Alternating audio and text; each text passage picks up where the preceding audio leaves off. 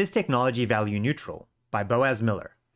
This is the most downloaded paper on philpapers.org for January 2021. In this video, I'll be explaining what the title of the paper means, some of Miller's arguments, plus some interesting examples, implications, and applications of his ideas. We often speak of people, their actions, ideologies, and mental states as having moral properties.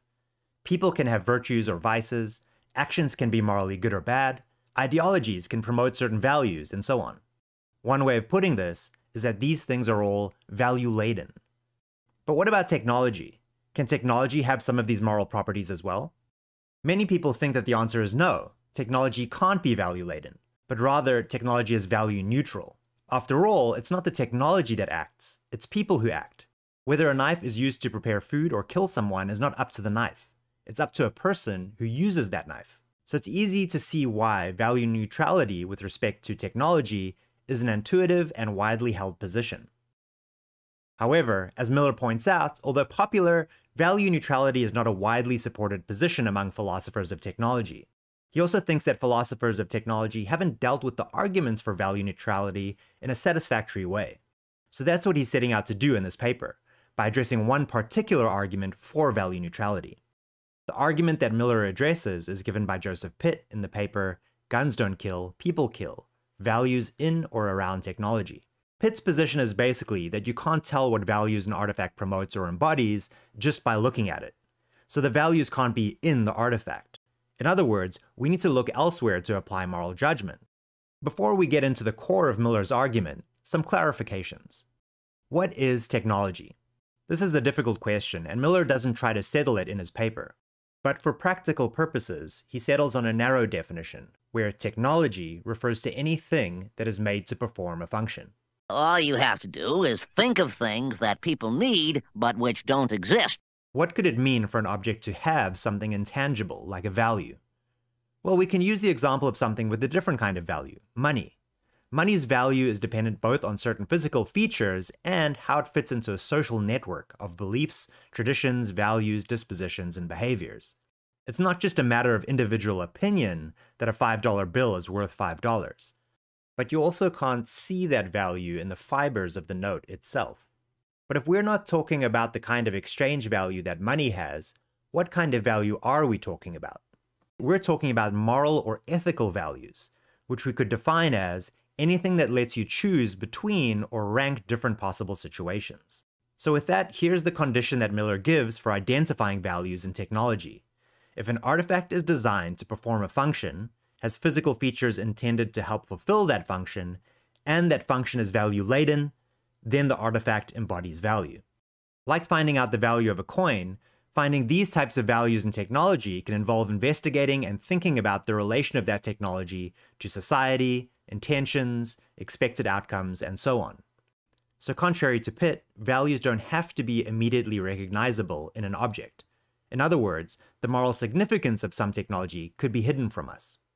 One simple strategy for identifying values in technology is as follows. You can ask, why is this designed and built the way it is? For example, why is this knife designed like this? So it can cut bread. Cutting bread is pretty value neutral though. But what about these stones embedded in the concrete under a bridge? They're pretty obviously designed to stop homeless people from sleeping somewhere. That makes them value-laden because they represent a preference for a state of affairs that's significant for the well-being of certain persons. In fact, it seems that artifacts can be value-laden in the same way that human actions are. They represent our intentions, and by extension our values, beliefs, and character, and they have morally significant effects. But doesn't this just trivialize the thesis that technology can be value-laden?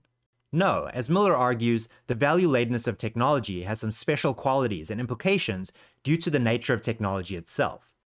And here are a few reasons why. Replacing or amending artifacts is especially difficult, so we should be extra careful about the values we express through them. Technology also shapes future technology. Think about how much technological advancement today is based on our already standing commitment to the technology of cars as a way of getting around. Technology can also induce or even force certain kinds of action. The simplest example is a wall placed on a path. That wall, as a piece of technology, forces people to walk around it.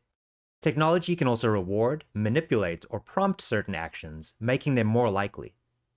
Good examples of these are machines that encourage gambling behavior, or social media in the way that it alters the values and incentives of how we interact with each other.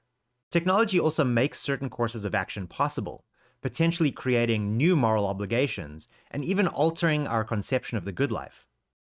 And finally, denying the potential of technology to be value-laden could allow those who design and make technology to avoid taking responsibility for what they create, even when they have clear moral implications. So is it any wonder people are afraid of technology? Technology! So I hope that was an interesting introduction to the philosophy of technology. Personally, I'm excited to apply some of these ideas to areas and subjects that I'm interested in, like games and architecture.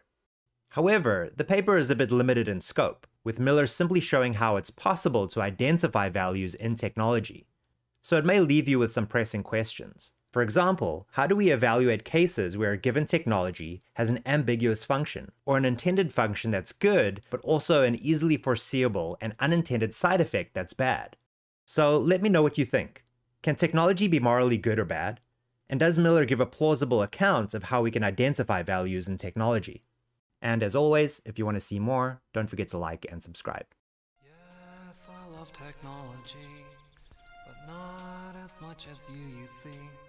But I still love technology, always and forever.